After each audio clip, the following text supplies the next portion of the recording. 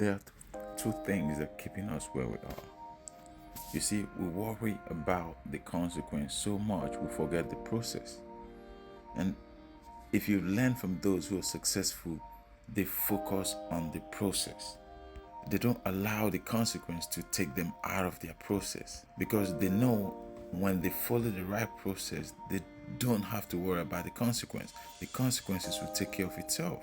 Consequences are a byproduct of processes. They would come naturally when you follow the process. It's a result of the process. But many of us jump over. We don't want the process, but we want to achieve the consequence. We want a good result, but we don't want to put the work in. If you go digging for gold, you must get rid of the soil first. If you're drilling for oil, you must drill down to the center of the earth. So we all know this law, but how come we don't apply it in our lives? If we solely focus on the outcome, we're bound to be disappointed. So it's process, then consequence. Because whatever you put in, you get out.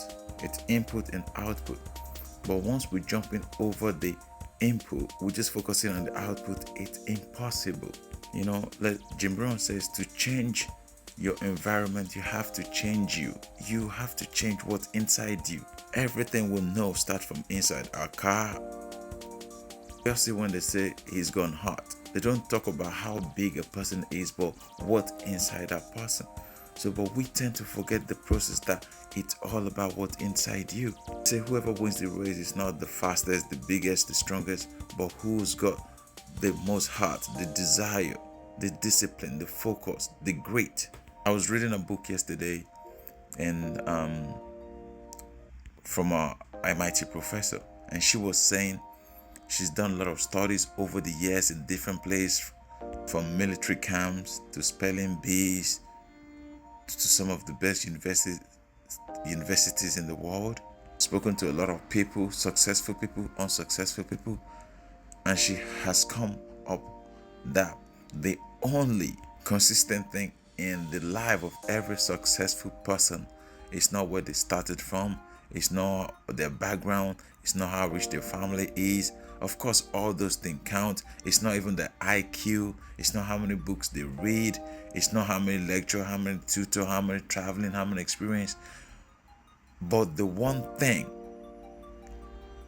that is consistent in every successful person she's come across is grit. And what is grit? Grit is the ability of not giving up.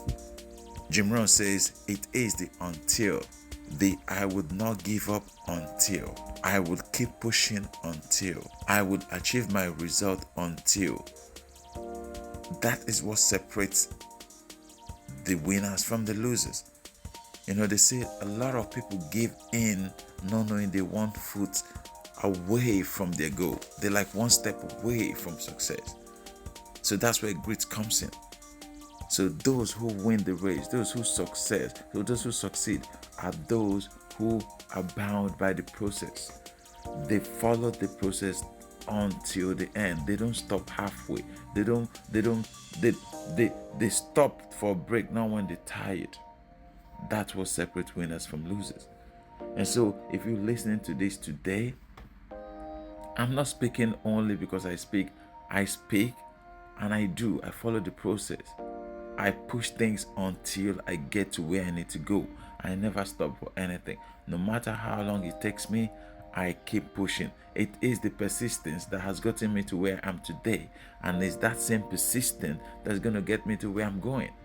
When I look back at my life 5-10 years ago, I know the only thing that's kept me going is that persistence, is that grit, is that ability to keep going when every other person has thrown in the towel, when every other person says it's not going to work, when they even say, why are you wasting your time? The ability to keep going, the ability to see the end, the ability to forget the consequence and focus on the process. And that's what separates a lot of people. Some people giving is too hard, some people start their sentence, every sentence is with I can't. And when you say I can't, you basically saying to yourself, I'm not worthy enough. I'm a failure. I'm a bystander. Inactive bystander, not just an inactive. They say they have 2 types of bystanders, inactive and active. So don't take yourself away from the process. You are the process. With you in the process, you will achieve the consequence.